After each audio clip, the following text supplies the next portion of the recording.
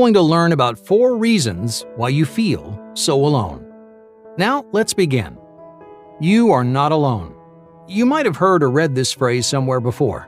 We say it to comfort or shoulder someone else's pain, to relieve that suffocating feeling of heartache and isolation.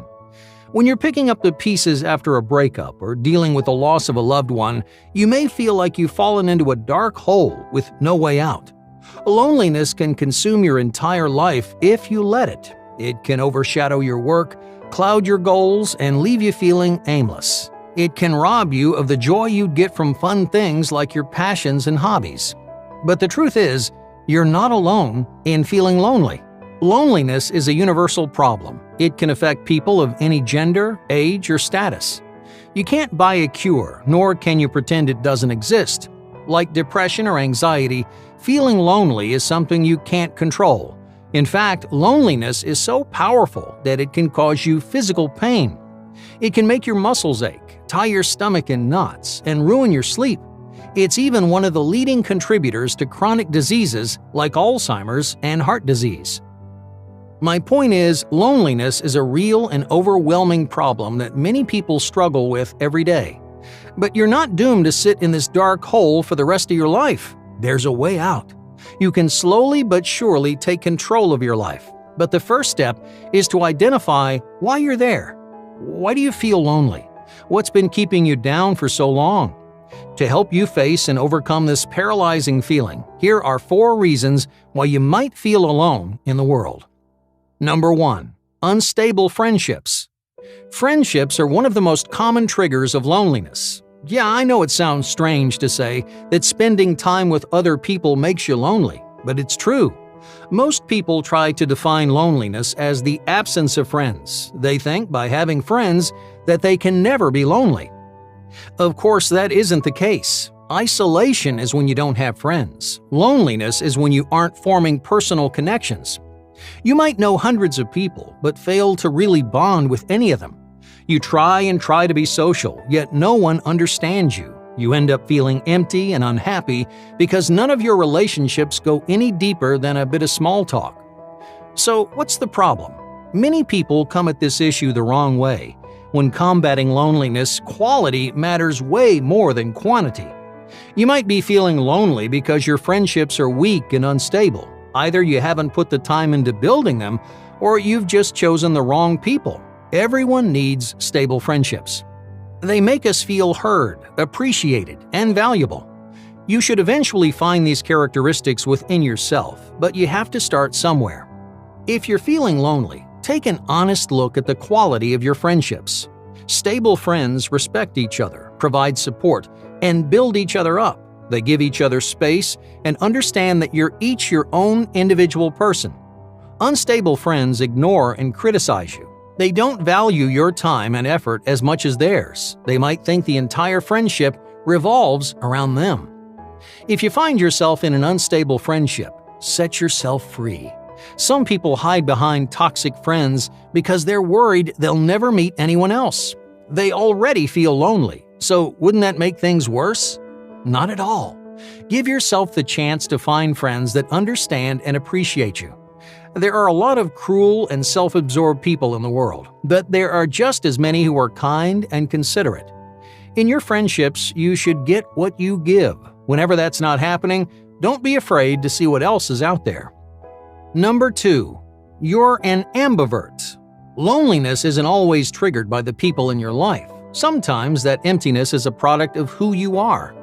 When we think about personality types, we tend to place people into one of 2 categories: introverts and extroverts. Despite how diverse our personalities can be, we make the mistake of treating it like a yes or no question. Are you an introvert? No? Then you must be an extrovert, right? The truth is, introversion and extroversion function more like a spectrum. If introversion sits at the far left, extroversion sits at the far right. 99% of people actually fall somewhere in between. In other words, almost no one is 100% introvert or 100% extrovert. Even the most outgoing social butterflies enjoy some time to themselves, while lone wolves occasionally like having company. Since everyone's got a little of both, most people are actually hybrids called ambiverts. We usually use this term to describe someone who's a 50-50 split between introverted and extroverted. But in reality, almost all humans are ambiverts because our personalities cannot be defined by one set of characteristics. Your mood, mental health, and environment can all drastically affect how you behave and see yourself. And to make things more complicated, you won't have the same personality in, say, 5, 10, or 20 years from now. You might love to be alone right now, but a few years from now, you may find yourself doing the exact opposite. So, what does all this have to do with loneliness? Well, many people characterize themselves incorrectly because they get hung up on one of these labels. Okay, let's say you're quiet. You find social interactions draining, and you prefer to work alone. Sounds like you're an introvert, right? You might isolate yourself thinking it's good for you, but you're neglecting the little extrovert inside you. That small part of you wishes you could socialize and make connections. It gets energized and inspired by interacting with other people. Even if you're 95% introvert, you can still feel lonely when you're constantly isolated. And it works the other way around too. Have you ever felt alone in a crowded room? Even if you're extremely extroverted, you can feel lonely when you're surrounded by people. Why? Because the introvert inside you craves something deeper and more personal. It wants you to make fewer, more meaningful connections. How can you use this knowledge to stop feeling lonely? Well, your loneliness might actually stem from your habits. You've only been catering toward one side of your personality while the other is left unfulfilled. This can leave you feeling empty and out of place, so try diversifying your habits. Spend time doing things you wouldn't normally do.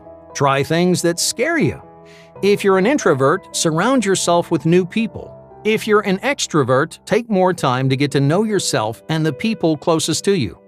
You don't have to do it all the time, but trying out new social experiences can be enough to satisfy your little introverted or extroverted side. Remember that no person can be defined by a select few words. While labels like introvert, extrovert, and ambivert give you a general idea of what you enjoy, you should never stop searching for new ways to make yourself happy. Number 3. Perfectionism. Some of the loneliest people spend their entire lives chasing perfection. They claim they just like to do things right, but that's rarely the case. Deep down, social perfectionists are often afraid to do anything unless they can do it flawlessly. They never meet new people because they're scared of rejection.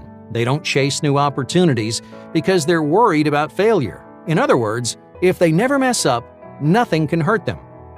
Unfortunately, things are never going to be perfect. For example, a perfectionist might avoid being vulnerable until the perfect person comes around. But they never learn what types of people they can be vulnerable with. In life, you'll have all kinds of friends. Some will be unstable and disappointing, while others will be fun and supportive. You have to wade through the bad to get to the good, but perfectionists never do. They don't fail enough times to find success. Some people try to mask their loneliness with jobs, hobbies, and pets. But that feeling of emptiness may never go away. Years later, you'll end up looking back and regretting the chances that you didn't take. Regret is actually a feeling that goes hand in hand with loneliness. In this case, you feel regret when you could have made yourself happy but didn't. You could have potentially changed your life for the better, but got scared. Perfectionists think they're going to regret that time they failed or made a dumb mistake. But those errors eventually turn into funny stories and learning experiences. On the other hand, regretting a missed connection or opportunity may keep you feeling lonely for years to come. Number 4. High expectations. When you're trying to be friends with someone new, what do you expect from them? Do you expect them to make you laugh? Do you expect them to blow your mind with all the amazing things they've done? Or do you just want them to be fun and kind? You might be lonely because you believe everyone has unreasonably high expectations. More often than not, they're entirely in your head. Just like you don't expect extraordinary things from them, they don't expect those things from you. This kind of mental obstacle keeps you from making connections and filling that void in your life. Imaginary expectations also ruin your self-esteem. You shouldn't go through life feeling like you aren't worthy. Try to remember that strangers are people just like you. You don't have to prove yourself to make them like you. You don't have to show off your talents, knowledge, or status. Just be open, happy, and respectful. In the end, those are the people that make the best friends.